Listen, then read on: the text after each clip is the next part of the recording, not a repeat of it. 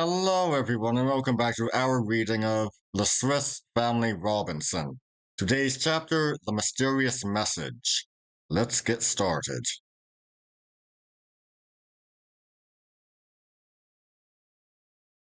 Here ended the narrative, but next morning Fritz drew me aside and confided to me a most remarkable sequel in these words. There was something very extraordinary about that albatross father. I allowed you to suppose that I left it as it fell, but in reality I raised it to the deck of the canoe and then perceived a piece of rag round round one of its legs. This I removed, and to my utter astonishment saw English words written on it, which I plainly made out to be "Save an unfortunate Englishwoman from the smoking rock."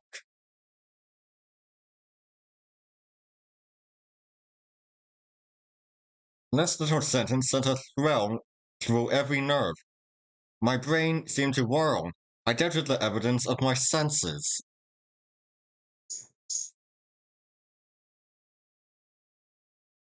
Is this reality or delusion? Thought I. Can it be true that a fellow creature breathes with us the air of this lonely region?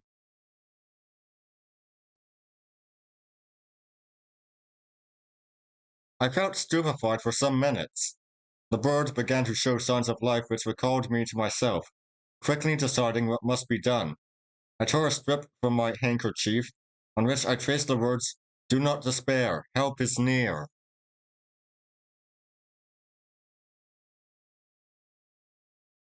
This I carefully bound round one leg, replacing the rag on the other, and then applied myself to the complete restoration of the bird. It gradually revived, and after drinking a little, surprised me by suddenly rising on the ring, faltering a moment in its flight, and then rapidly disappearing from my view in a westerly direction.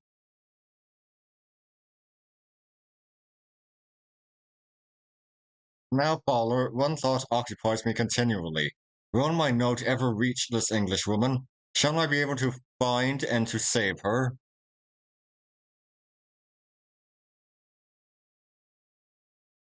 I listened to this account with feelings of the liveliest interest and astonishment.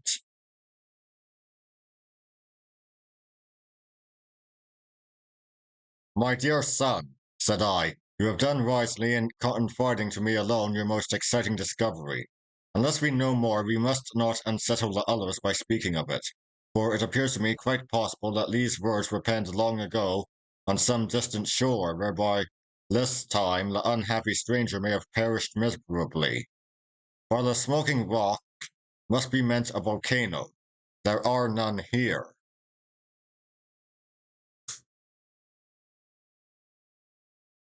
Fritz was not disposed to look at the case from this gloomy point of view, did not think the reg so very old.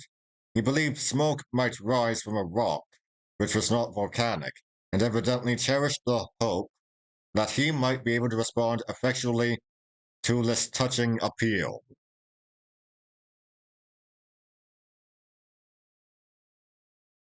I was in reality as anxious as himself on the subject, but judged it prudent to abate rather than excite hopes of success, which might be doomed to bitter disappointment.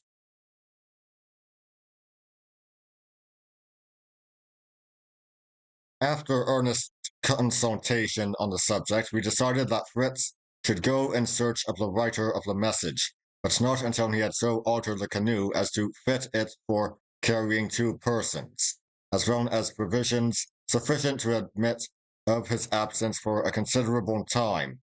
Impatient though he was, he could not but see the wisdom of this delay.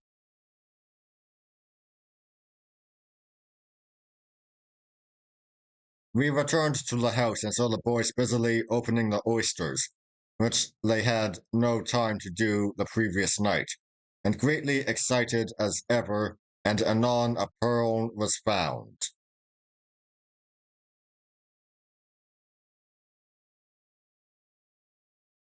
"May we not establish a pearl fishery at once, father?" shouted Lay. "We might build a hut on the shore of the bay and set about it regularly."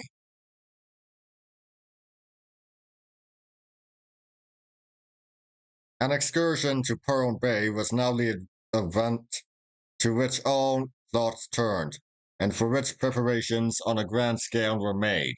It was to form, as it were, the basis of the more important voyage Fritz had in view, and to which, unsuspected by the rest, he could devote all his attention.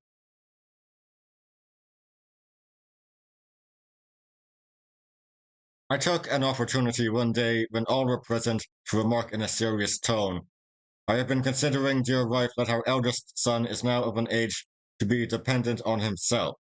I shall therefore henceforth leave him at liberty to act in all respects according to his own judgment, and, especially in the matter of voyages or excursions, he must not be hampered by the fear of alarming us should he choose to remain absent longer than we expect. I have such entire confidence in his prudence, and at the same time in his affection for us, that I am certain he will never needlessly cause us anxiety.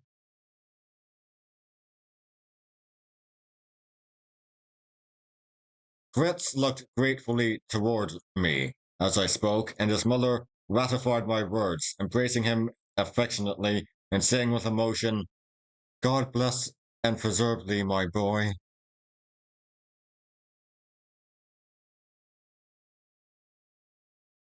It took some time to make several raking or scraping machines, which I invented for the purpose of detaching and lifting the oysters from their native rocks.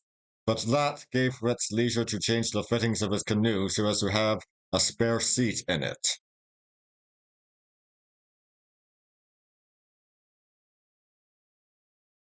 His brothers naturally concluded he meant to take one of them as shipmate on board, and he allowed the mistake to continue.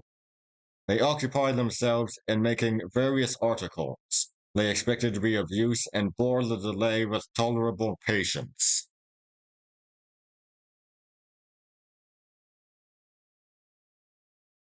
At last came the day when, taking leave of the mother and Franz, we went on board the yacht accompanied by some of the dogs, while Jack, proudly occupying the new seat beside Fritz in the canoe, shared with him the honor of leading the way in the character of pilots.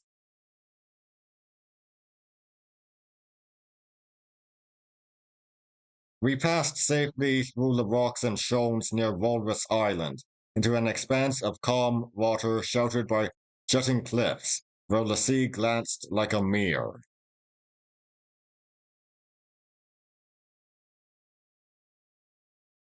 Farther on we rounded a short promontory, flat with an abrupt rock at the extremity to which we gave the name of Cape Pugnose, and then at some distance appeared the grand cliffs of a headland running far out to sea.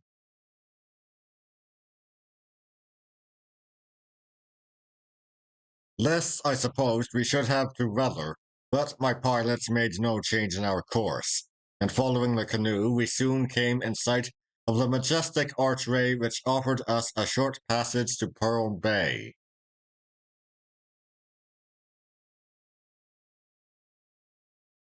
The wonderfully architectural appearance of the pillars, arches, and pinnacles surrounding and surmounting this noble entrance struck me with admiration, resembling parts of a fine Gothic cathedral and inducing me to propose for it the name Cape Minister.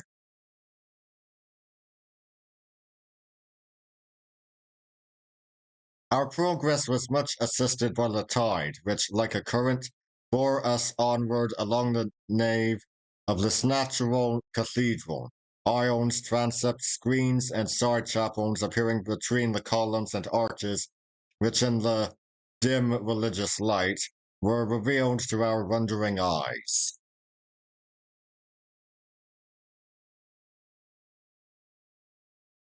On emerging into the dazzling sunshine, we found ourselves floating in the calm expanse of Pearl Bay, but it was some minutes before we could look around on the bright and lovely scene.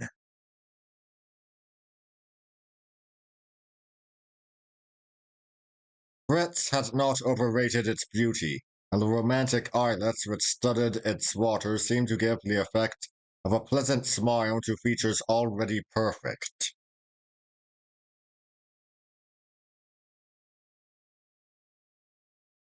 We cruised about for some time, surveying the coast with its fertile meadows, shady groves, gently swelling helms, and murmuring brooks, seeking a convenient landing place in the vicinity of the shallows where lay the oyster beds.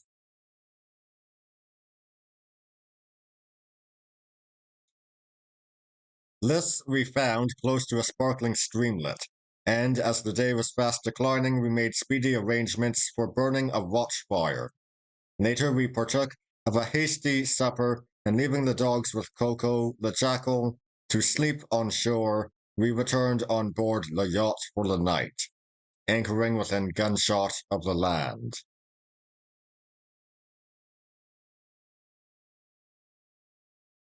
Fritz moored the kayak alongside and came on board. The night passed in peace, although for a time we were disturbed by the yelping of jackals, with whom Coco persisted in keeping up a noisy conversation.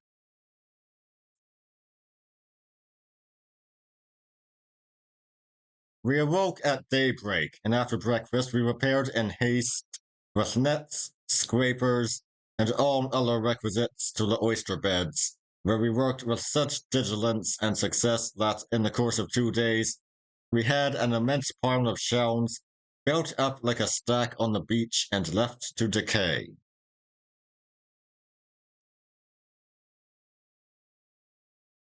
Every evening we went out shooting in the neighborhood, and kept ourselves supplied with game of one sort or another. The last day of our fishery we started earlier, intending to make a longer excursion into the woods.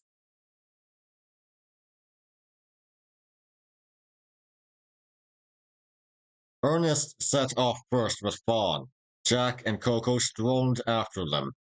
Fritz and I were still employed in taking on board the last load of our tools, when we suddenly heard a shot, a loud cry of pain or fear, and then another shot.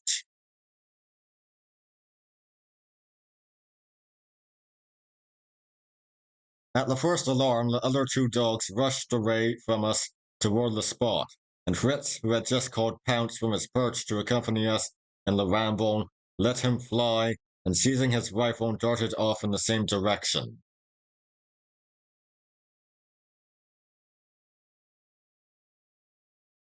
Before I could reach the scene of action, more shots were heard, and then a shout of victory, after which appeared through the stems of the trees the disconsolate figure of Jack, hobbling along like a cripple, supported on each side by his brothers.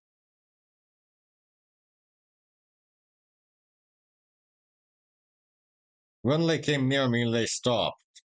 Poor Jack, moaning and groaning, began to feel himself all over, as if to search for broken bones, crying out, "I'm pounded like a half-crushed peppercorn."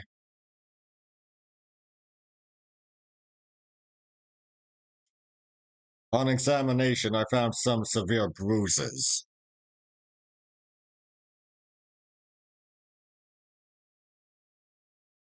Who or what has been pommeling the boy? I exclaimed. One would think he had been beaten.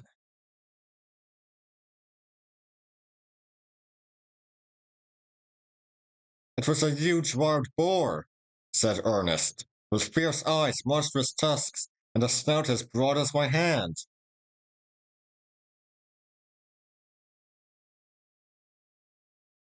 We took Jack down to the yacht, bathed his bruises, gave him a cooling drink, and he soon fell fast asleep in his berth, where I left him and returned to the shore.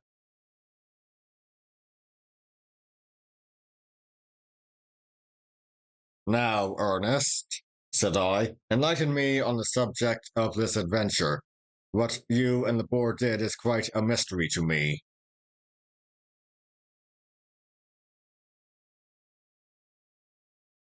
Fawn and I were going quietly along, replied he, when suddenly there was rustling and snorting close by, and the great boar broke through the brushes, making for the outskirts of the wood. Fawn gave chase directly, and the boar turned at bay. Then up came Jack with Coco, and the gallant little jackal attacked the monster in the rear. In another moment, however, he was sent sprawling upon his back, and this so provoked his master that he fired a hasty ill-directed shot. The brutes noticed and fury at once turned upon Jack, who prudently took to his heels, while I attempted to check the career of the boar by a shot, which, however, only slightly wounded it. Jack stumbled and fell over the root of a tree, just as the animal came up with him. Help! Murder! Shouted he. If the other dogs had not then arrived, and all together tackled the boar, I fear it would have been a case of murder, indeed, as it was the poor fellow got mauled and trampled upon dreadfully.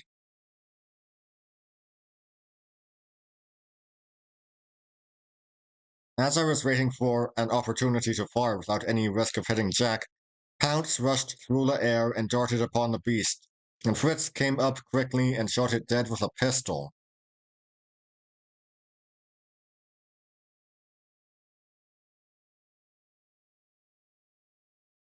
By this time it was late. We took supper, made up the watch fire, and withdrew to our yacht, where we slept peacefully.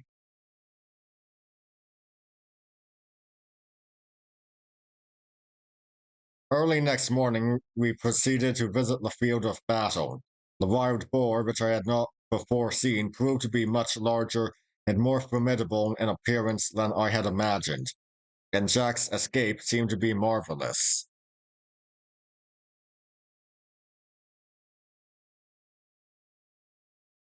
The boys took it as a matter of course that we were to cut out hams and flitches, and we therefore did so, though I warned them that they need not expect much pleasure in eating bacon from a tough old African boar like this.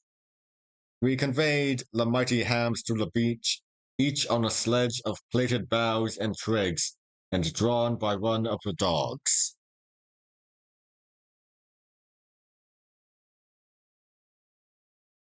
There was so much to be done in consequence of this affair that Fritz, who had hoped to set out on his solitary expedition that day, deferred it until the next. He was therefore fortunately with us when late in the evening we desisted from our labors, and having supped, were preparing to retire to rest.